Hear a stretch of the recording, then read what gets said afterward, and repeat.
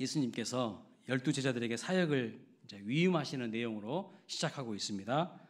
이스라엘 전역에 하나님 나라를 선포하시기 위해서 자신의 사역을 위임하시고 이제 12제자들을 통하여서 이스라엘 전 지역에 파송하시는 거예요. 내보내시는 거예요. 그런데 본문 1절에 보면 예수님께서 제자들을 파송하시기 전에 먼저 그들을 불러 모으시는 것을 볼 수가 있습니다. 왜 먼저 제자들을 불러 모으셨을까요? 무엇 때문에? 파송하기 이전에, 세상으로 보내시기 전에 왜 제자들을 먼저 다시 불러 모으셨을까요? 그 이유는 귀신을 제어하고 병 고치는 능력을 주시고 권위를 주시기 위해서 그들에게 먼저 불러 모으시는 것을 볼 수 있어요. 여러분, 전쟁터로 나가는 군인은 뭐가 필요할까요? 뭐가 있어야 될까요? 네, 무기가 있어야 돼요. 또 뭐가 필요합니까? 군기가 있어야 돼요. 강한 능력이 있어야 됩니다. 그런 것처럼 예수님께서 제자들을 세상에 파송하기에 앞서서 그들에게 능력을 주시고 권위를 주시고 귀신을 제어할 수 있는 힘을 주시기 위해서 그들을 먼저 불러 모으셨다는 것을 말씀하고 있어요.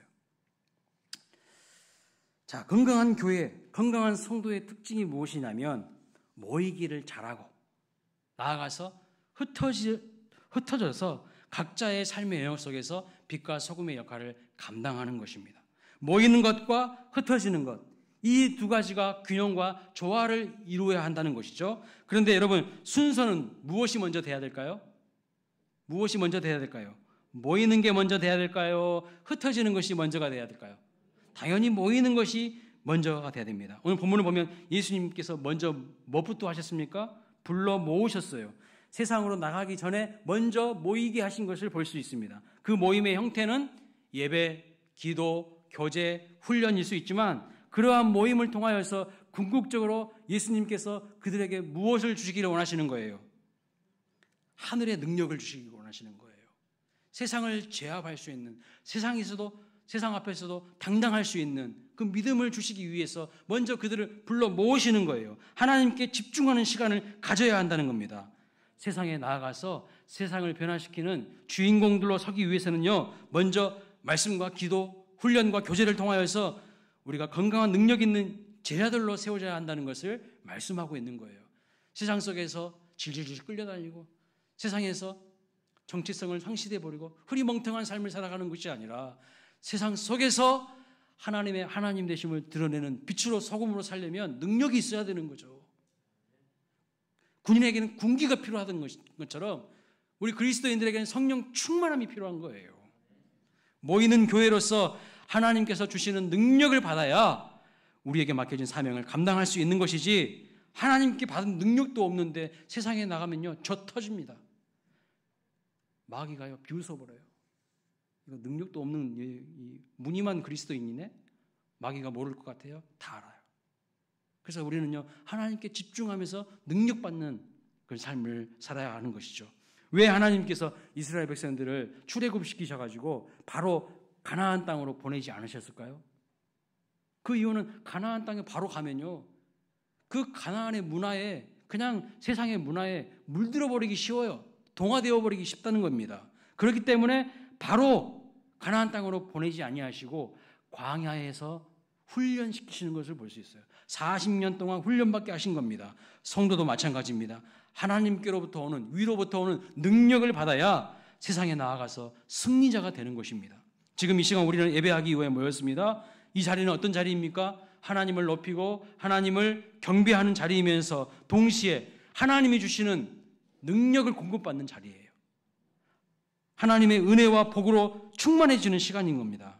세상에 나아가서 영적 전투에서 승리하기 위해서 영적으로 우리가 충만해져야 되는 거예요. 자, 예수님께서 제자들을 부르시고 그들에게 귀신들을 제어하고 병을 고치는 권세와 능력을 주셨어요. 그런데 그렇게 하시는 이유가 무엇이라고 말합니까?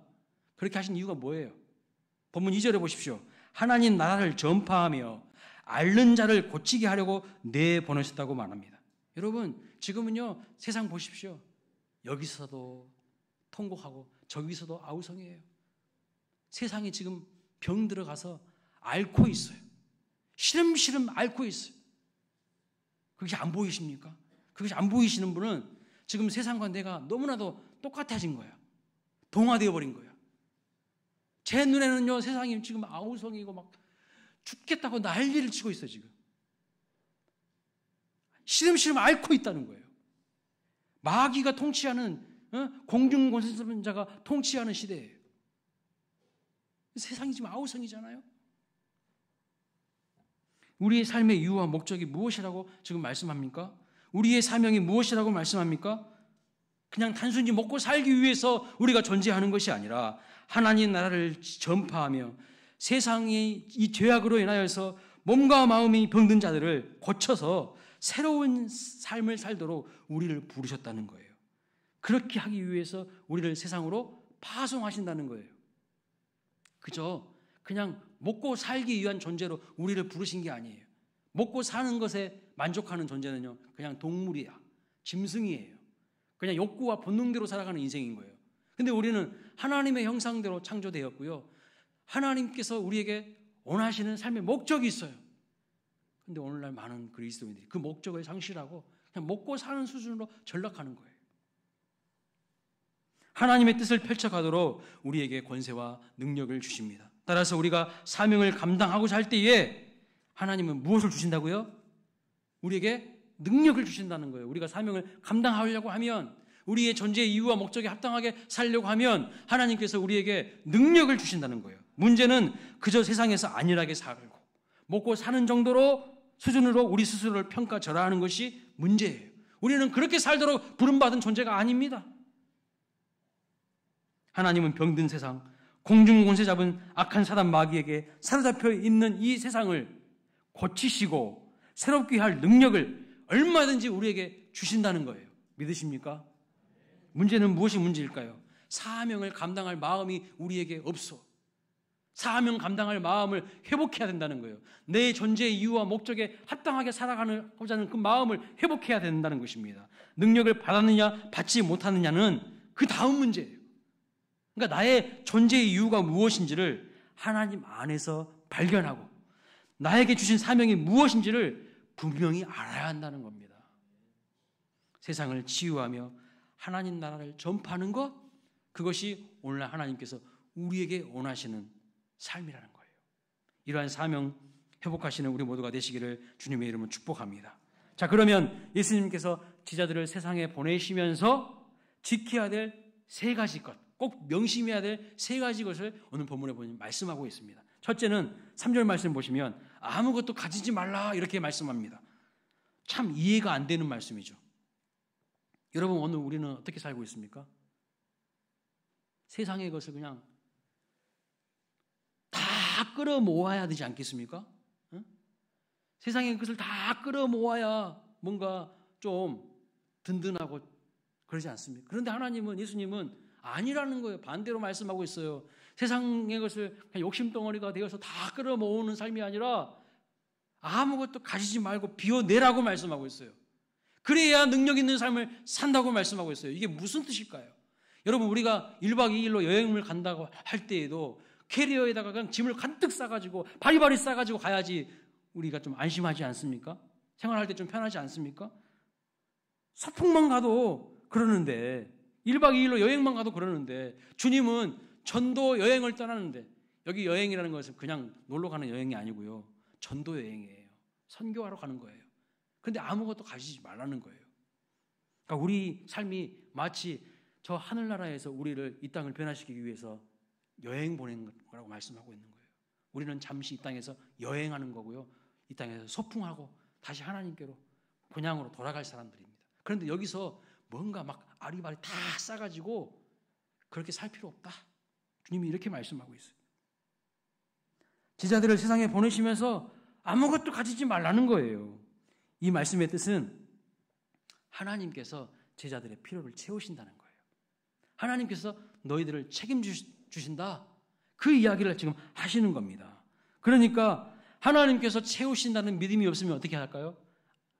바리바리 싸가지고 갑니다. 하지만 주의 사명을 감당하는 사람들의 모든 필요를 하나님께서 채워주실 것이라는 믿음이 있는 사람들은 예수님의 말씀에 순종하는 것이죠. 이런 믿음이 있어야 사명을 감당할 수 있다는 거예요. 이런 믿음이 없으면 감당하지 못해요. 오늘날 우리가 사명을 감당하지 못하는 이유가 무엇일까요? 하나님을 향한 믿음이 없기 때문이에요. 정직하게 한번 우리의 마음을 살펴보십시오. 하나님께서 채워주신다는 믿음이 없어요. 그래서 세상의 것을 많이 소유해야 하는지 압니다. 세상의 것을 많이 소유해야 그것이 능력 있는 삶이라고 착각할 때가 너무나도 많아요. 그런데 여러분 아십시오. 우리가 세상의 것을 막 욕심덩어리, 욕심쟁이가 돼가지고 소유하려고 하잖아요. 세상 사람들이 우리를 뭐라고 한 줄 아세요? 너희나 우리나 다를 게 뭐가 있는데? 아무것도 다른 게 없어요. 삶의 이유와 목적이 그냥 많은 것 가지는 소유를 늘리는 삶이라면 세상 사람이나 믿음의 사람이나 다를 것이 하나도 없어. 우리 입을 열어서 전도해봤자 당신이나 똑바로 잘 믿으라고 그런 이야기나 들어요. 왜요? 추구하는 것과 똑같으니까요. 삶의 이유와 존재의 이유와 목적과 동기가 똑같으니까요. 아무런 매력을 느끼지 못하는 거예요. 하나님은 우리에게 오늘요 세상의 욕심을 비워야 능력 있는 삶을 살아갈 수 있다 이렇게 말씀하고 있어요. 그 말은요 오직 하나님만을 의지할 때에 능력이 임한다고 말씀하는 겁니다. 하나님을 의지하지 않고 자기 힘으로 살아가는 인생은 자기 능력만큼만 살아가게 됩니다. 그죠? 그러나 자기 힘으로 살지 않고 하나님을 의지하며 살아가는 인생은요 하나님의 능력으로 살아갑니다. 그렇다면 자기 능력으로 살아가는 인생과 하나님의 능력으로 살아가는 인생 중에서 어떤 사람이 더 능력 있는 삶을 살아갈까요? 질문 자체가 유치하죠. 당연히 하나님 능력으로 살아가는 인생이요 더 능력 있는 삶을 살아가게 되는 것이죠. 세상의 것으로 충만한 인생은 하나님을 의지하지 않기 때문에 자기 능력 이상의 삶을 절대로 살아갈 수가 없어요. 그 수준밖에 안 되는 거예요. 백날 열심히 일하고 백날 열심히 수고롭게 해봤자 자기 힘으로 살아가는 인생, 자기 능력으로 살아가는 인생은요 다 그 수준인 거예요. 그런데 하나님의 능력을 의지해 살아가는 인생은요 자기 수준을 뛰어넘어요. 하나님이 막 뒤에서 팍팍 밀어주시고 앞에서 끌어주시고 돕는 자를 붙여주시고 하면 자기 수준을 확 뛰어넘어 버리는 거예요. 근데 오늘날 우리는요 자기 힘으로 살려고 해요. 자기 노력으로 살려고 해요. 물론 우리가 성실하게 착실하게 살아가는 건 중요해요. 그것만으로 끝나면 안 된다는 거예요. 그러나 세상의 욕심과 세상 것을 비워내고 겸손히 주님을 의지할 때에 능력 있는 삶을 살아가게 됩니다. 하나님은 그 사람의 손을 붙들어 주시는 거예요. 성경에 보면 이런 사람들 너무나도 많아요. 대표적으로 모세를 볼까요? 애굽의 왕자 출신입니다. 탁월한 문물을 다 겸비한 사람입니다. 권력도 있고 명예도 있었습니다. 근데 모든 것 다 가졌을 때 성공했나요? 자기 동족 이스라엘 백성들 구원했나요? 아니요. 실패했어요. 그리고 도망자로 전락합니다. 오히려 40년 지나고 나이 80이 되었을 때에 그에게 뭐가 있습니까? 아무것도 없어요. 근데 하나님은 그때 모세를 부르시는 거예요.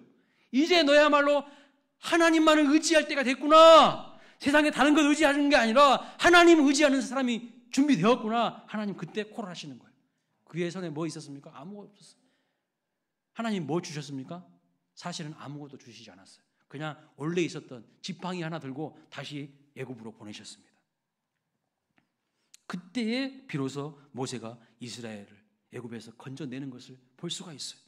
모세뿐입니까? 사사기에 보면 사사 삼갈이라는 사람이 있는데요. 이 사람의 특징에 대해서 딱 한 줄 나와요. 한 줄. 뭐라고 나오냐면 삼갈이 소 모는 막대기 있잖아요. 소 모는 막대기로 블레셋 군 사람 600명을 쳐서 이스라엘을 구원하였다. 딱 한 줄 나와요. 여러분, 소 모는 막대기가 무슨 대단한 것이라고, 무슨 강력한 무기라고 기록한 것이 아니라 볼품없는 것이라는 뜻입니다. 볼품없는 것이라는 뜻이에요. 아무것도 가지고 있지 못한 존재입니다. 그런데 하나님만을 의지해서 하나님의 능력이 임하니 그 볼품없는 사사 삼갈이 블레셋 군대 600명을 쳐서 이스라엘을 구원했다고 기록하고 있어요. 다윗이요 거인 장수 골리앗을 물리칠 때에 어떻게 나아갑니까? 만군의 여호와의 이름으로 나아갑니다. 다윗의 손에 들고 있었던 것이 뭡니까? 화려한 무기였나요? 강력한 무기였나요? 아니요. 평범이하여 그냥 물맷돌이에요. 물맷돌. 사울 왕은 다윗에게 갑옷도 입혀보고 자기가 사용했던 무기도 줘보고, 그런데 그런 것들이 하나도 익숙하지 않고 거추장스러운 거예요. 나는 이거 다 필요 없습니다. 그냥 맨몸에 물맷돌을 들고 나갑니다. 아무것도 가지고 있지 않았기 때문에 오직 누구만 의지할 수 있었던 거예요? 하나님만 의지할 수 있었던 거예요. 오늘 본문에서 제자들을 세상에 파송하시면서 예수님께서 아무것도 가지지 말라고 하신 이유가 뭡니까? 하나님만 의지하라는 거예요. 세상의 것들에 현혹되지 말고 그것 없어서 주눅들지 말고 하나님의 사람답게 하나님만 의지하면 하나님이 책임져 주신다는 거예요. 근데 오늘 우리는요, 하나님을 의지하는 마음은 없어요. 다 세상 것만 그냥 눈이 멀어가지고 그것 없으면 열등감에 빠지고 비참해지고 시무룩해지고 그럴 필요 없다는 거예요. 아무것도 가지고 있지 않기 때문에 다윗은 온전히 하나님만을 붙들고 의지할 수 있었습니다.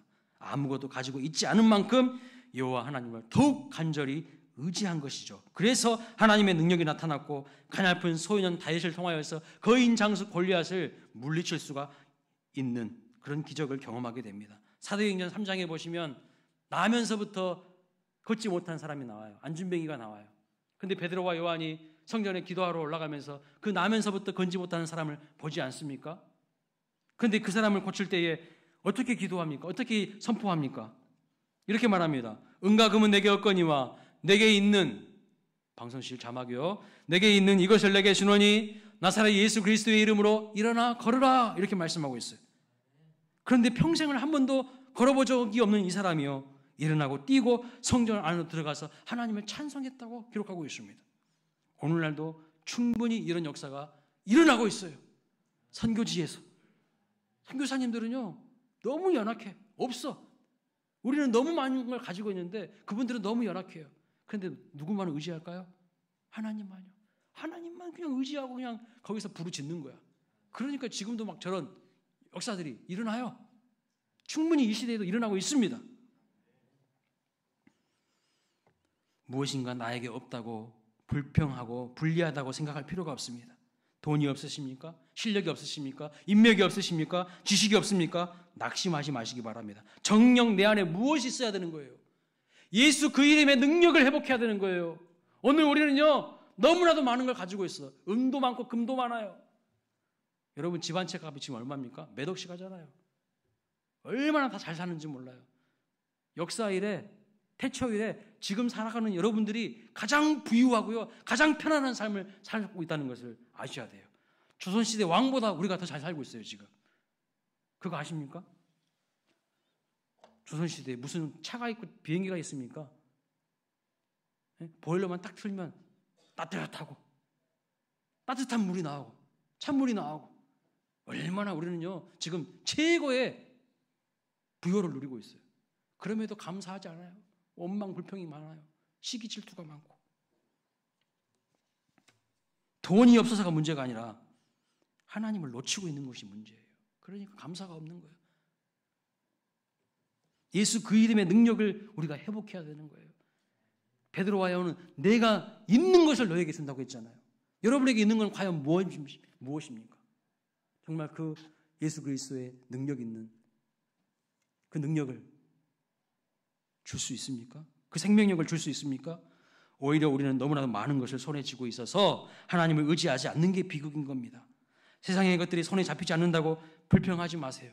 있는 것도 사라져간다고 낙심하지 마세요. 오히려 나에게 많은 것을 하나님이 주셨다면 그것을 하나님께 드리고 우리의 주변의 이웃들과 친구들과 믿음의 동역자들과 나누시기를 바랍니다. 그러면 또 채우시고 또 은혜와 능력을 공급해 주시는 하나님의 역사를 경험하게 되는 것입니다. 오히려 비워내야 돼요. 하나님의 능력 받는 삶을 살려면 오히려 내 건 내려놓고요, 비워지는 삶을 먼저 살아야 되는 거예요. 그리고 우리의 부족함과 연약함을 무엇으로 채워야 하는 것입니까? 하나님의 완전하심과 하나님의 강하심으로 채워야 하는 겁니다. 그래서 하나님은요, 약한 자를 통하여서 강한 자를 부끄럽게 하시는 거예요. 세상의 것들에 배부른 자들은요, 하나님 찾을 가능성이 희박합니다. 거의 100%예요. 세상의 것들에 배불러 있는 사람들은요, 하나님 안 찾아요. 의에 줄이고 목마른 자, 하나님이 그런 사람 찾고 있어요. 하나님만을 갈망하는 사람, 그 사람들 찾고 있어요. 그 사람들을 통하여서 능력 있는 삶을 주시기를 원하셔요. 그런데 세상의 것에 눈이 다 멀어져 있어요. 세상의 것에 배불러 있으니 갈급함이 없어요. 하나님을 갈망하고 하나님을 진실되이 사랑하고 의지하는 자가 되기를 주님이 간절히 원하시는 거예요. 그럴 때 바로 능력 있는 삶을 살아갈 수가 있다는 것입니다. 그래서 예수님은 제자들에게 아무것도 가지지 말라고 말하는 거예요. 내가 책임질 거야, 너희들은. 너희들의 필요 내가 다 알고 있어. 내가 너희들에게 능력 줄 거야. 돈면자들을 붙여줄 거야. 하나님이 예비하신 사람들 만나게 할 거야. 그 이야기예요. 구차하게 없다고 비굴해질 필요 없고 열등감 빠질 필요 없다는 거예요. 오직 하나님을 의지할 때 능력을 공급하시는 하나님을 경험하게 되기 때문입니다. 여러분, 심령이 가난한 자는 복이 있나니 천국이 그들의 것이라고 하였잖아요.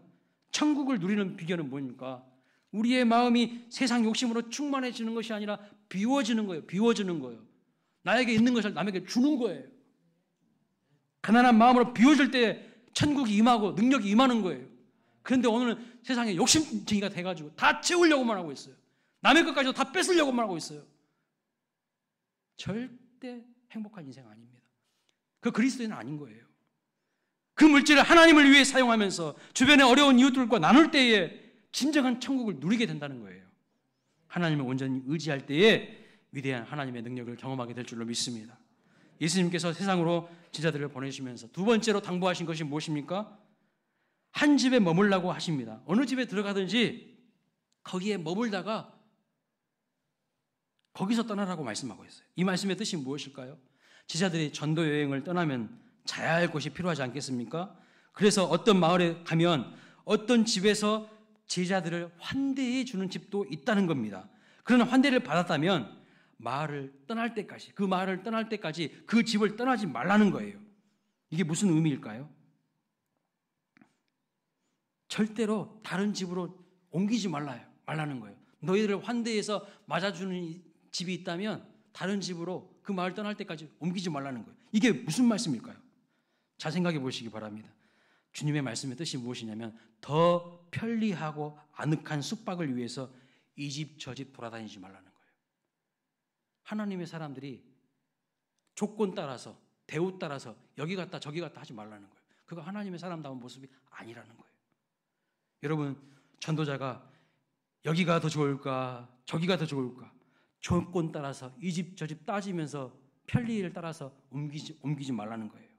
너희들의 인생의 목적은 삶의 편의를 위한 게 아니라 내 사명에만 집중하라고 말씀합니다. 제가 이 말씀을 저에게 한번 적용해 보았어요. 저 목회자인 저에게 한번 적용해 보았어요. 이런 거입니다. 가끔 목회자들이 대우에 따라서 교회를 옮기는 경우를 보게 됩니다.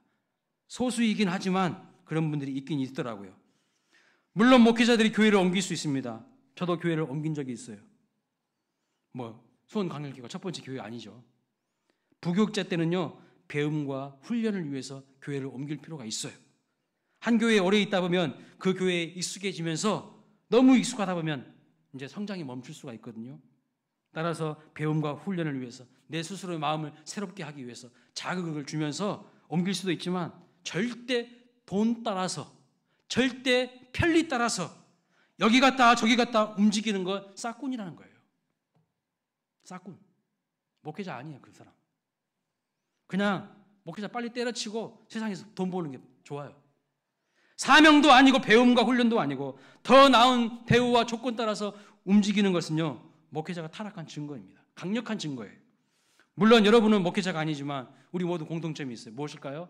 우리 모두 다 그리스도인이라는 사실입니다. 하나님의 자녀라는 겁니다. 그렇다면 우리 그리스도인의 공동적인 최고의 가치가 무엇일까요? 하나님의 영광이에요. 하나님의 영광보다 더 가치 있게 여기는 것이 있어서는 안 되는 거예요. 그게 가정이든 자녀이든 남편이든 아내든 직장이든 사업이든 다 하나님 아래에 있어야 돼요. 하나님보다 더 우선하는 것이 있어서는 안 됩니다. 하나님을 우리 삶의 최고 우선순위로 두시기를 주님의 이름으로 축복합니다. 하나님을 우리 삶의 우선순위에 두어야 한다는 거예요.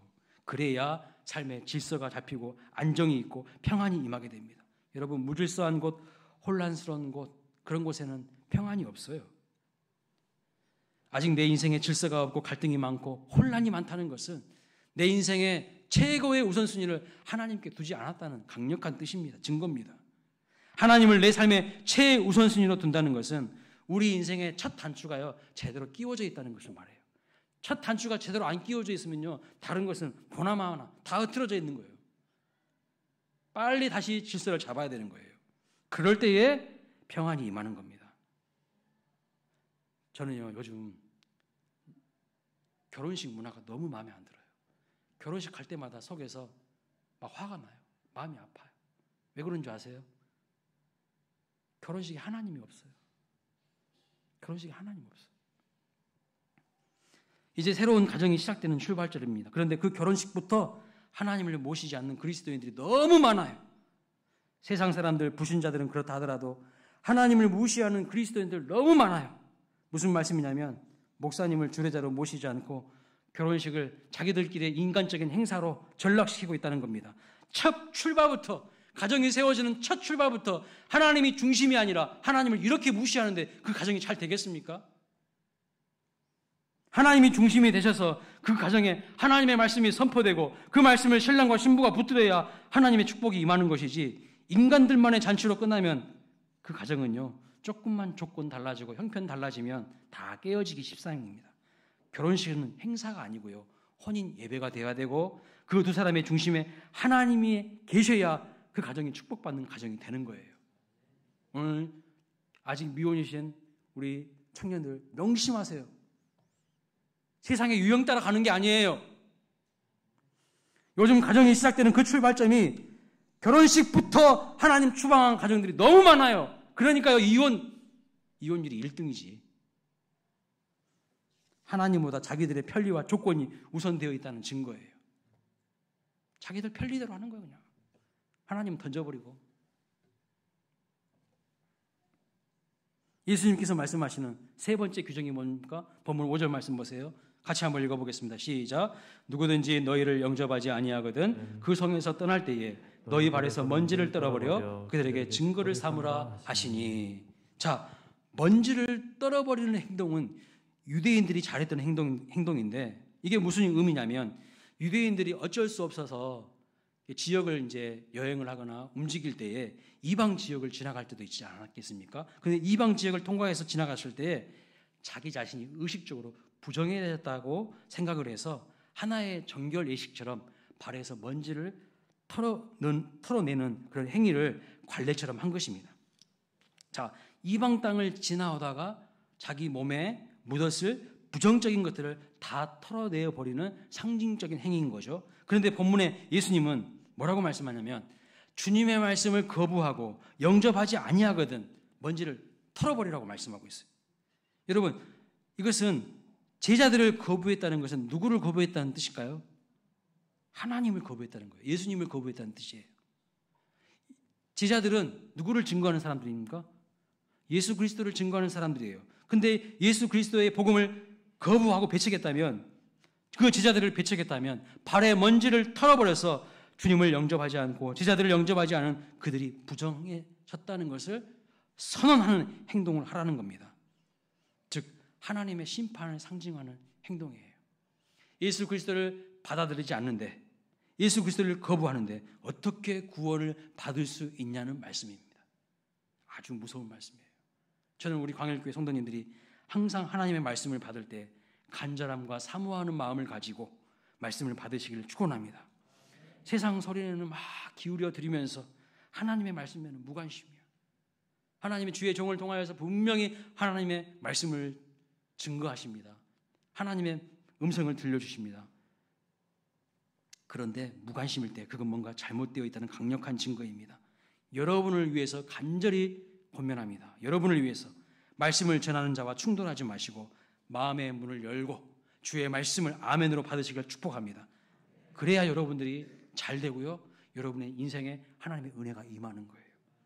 저는 이런 행동에서 느껴지는 이미지가 뭐냐면요, 당당함이라고 생각합니다. 지금 당당하라는 거예요, 제자들에게. 여러분, 당당함은 어느 때 생길까요? 믿는 구석이 있어야 당당해지는 거예요. 믿는 구석이. 예를 들면 어느 마을에 들어갔습니다. 전도하기 위해서. 그런데 그 마을 사람들이 여러분을 거부했어요. 그러자 어떻게 반응합니까? 아이, 그러지 말고 한 번만 봐주세요. 우리 좀 봐주세요. 우리는 잘 것이 없어요. 우리는 불쌍하지 않아요? 그렇게 하지 말라는 거예요. 예수를 증거하는 제자들이 갔을 때에 사람들이 문을 닫고 배척하면, 몰아낸다면 당당하게 먼지 털어버리고 나오라는 거예요. 비굴해질 필요 없다는 거예요. 누가 손해예요? 복음을 배척한 그 사람이 손해인 거예요. 복음을 받아들이지 않는 그 사람들이 손해입니다. 그들이 어리석은 거예요. 우리는 사람들 눈에 연약하고 부족해 보일 수 있습니다. 우리는 질그릇 같은 존재이지만요, 우리 안에 누가 계셔요? 보배이신 예수 그리스도가 계시는 거예요. 우리는 전지전능한 하나님이 우리와 함께 하십니다. 그래서 하나님은요, 사람들의 무시를 받을 뿐이 아니에요. 담대하라는 겁니다. 복음을 전하지 않게 되면 그것은 우리의 책임이지만, 복음을 전했는데도 받아들이지 않는다면 그것은 그들의 책임이에요. 그들에게 심판이 임한다는 것을 말하는 거예요. 제자들에게 예수님께서 당당하라고 하시는 것입니다. 그럼 그 당당함의 근거가 무엇일까요? 하나님이라는 거죠. 하나님이 우리의 아버지 되심을 믿는 자, 내가 하나님의 자녀된 권세를 가지고 있다는 사실을 믿는 자만 당당할 수 있어요. 여러분 모두 당당하시길 바랍니다. 세상 것이 없다고 막 위축되지 마시고요. 열등감에 빠지지 마시고요. 내가 하나님의 자녀라는 그 당당함을 가지고 살아가시기 바랍니다. 저에게 이 말씀을 적용하면 이렇습니다. 눈치 보지 말고 하나님 말씀 가감없이 타협 없이 함이 없이 전하라고 하는 거예요. 나를 책임져 주시는 분은 사람이 아니고 하나님이시기에 하나님의 요구대로, 하나님의 명령대로, 하나님의 뜻대로 순종하며 당당함으로 이 땅을 살아가라는 것입니다. 목회자뿐만 아니라 모든 그리스도인들도 마찬가지예요. 세상을 살아갈 때 내가 정말 하나님의 뜻대로 살아간다면, 하나님 앞에서 바르게 내가 서 있다면, 하나님 말씀에 순종하면서 살아간다면 절대 비굴해질 필요 없어요. 기죽지 마십시오. 상대방은 50평 아파트 사는데 나는 20평도 안 되는데 산다고 기죽을 필요 없어요. 우리는요, 저 천국에서 영원한 집이 보장되어 있어요. 당당할 필요가 있어요. 이 땅은 아침 안개와 같고 나그네와 같은 인생이에요. 점만 찍고 가는 거예요. 근데 여기서 막 비굴해지고 위축되고 그럴 필요 전혀 없습니다. 당당하시기 바랍니다. 복음을 거부하고 여러분을 배척하면요, 발에 먼지를 과감없이 털어버리시기 바랍니다. 물론 그 영혼을 불쌍히 여기는 마음으로, 겸손한 마음으로, 사랑의 마음으로 복음을 전해야 되겠죠. 그러나 그 이후에 그 영혼이 복음을 배척하고 받아들이지 않는다면 여러분, 우리 비굴해질 필요 없다는 거예요. 당당하라는 거예요. 하나님이 그들을 심판하시도록 하나님께 맡기라는 것입니다. 하나님은 우리가 하나님을 마음에 품고 하나님을 최우선순위에 두면서 믿음으로 당당하게 살아가기를 원하십니다. 오늘 우리의 삶은 어떻습니까? 세상의 것 가지지 못해가지고 아둥바둥 살아가지 않습니까? 거기에 능력 없다는 거예요. 왜요? 세상의 것만 의지하니까요. 하나님 의지하지 않으니까요. 세상의 것으로 배불러 있으니까요. 하나님을 향한 갈급함이 없어요. 의에 주르고 목마르지 않았어요. 그러니 무슨 능력 있는 삶을 삽니까? 비워내십시오. 많이 가지고 있다면 다른 사람들에게 나눠주십시오. 하나님께 드리십시오. 그게 능력 있는 삶이죠. 악착같이 끌어모아가지고 집 넓히고 차 화려한 거 타고 다니고, 그 추한 사람이에요. 추한 거. 바보 같은 인생인 거예요. 그 인생이. 능력 있는 삶이 아니에요. 자기 가진 것 좀 가난한 사람들에게 팍팍 나눠주세요. 하나님을 위해서 팍팍 한번 드려보세요. 그게 능력 있는 삶이죠. 그게 하나님 축복받은 삶이죠. 쩔쩔매요. 헌금도 쩔쩔매. 좀 제대로 확실하게 하나님 앞에 드려보십시오. 어떻게 하시는 거 하나님이. 세상의 것만 의지하며 살아가면 절대 능력 있는 삶 못 삽니다. 당당하십시오. 담대하십시오. 하나님 의지하십시오. 그럴 때 하나님께서 여러분을 축복하시고 능력 있는 삶으로 여러분을 이끌어 줄 줄로 믿습니다. 여러분 누구라고요? 여러분요, 천국 복음을 전하는 하늘나라의 대사들인 거예요. 대사 무시하는 거는요, 하나님 무시하는 거 똑같아요. 한 나라의 대사를 무시하는 거는요, 그 나라 대통령을 무시하는 거 똑같은 거예요. 하늘나라의 대사들로서 당당하게 살아가시기를 주님의 이름으로 축복합니다. 다 함께 자리에서 일어나셔서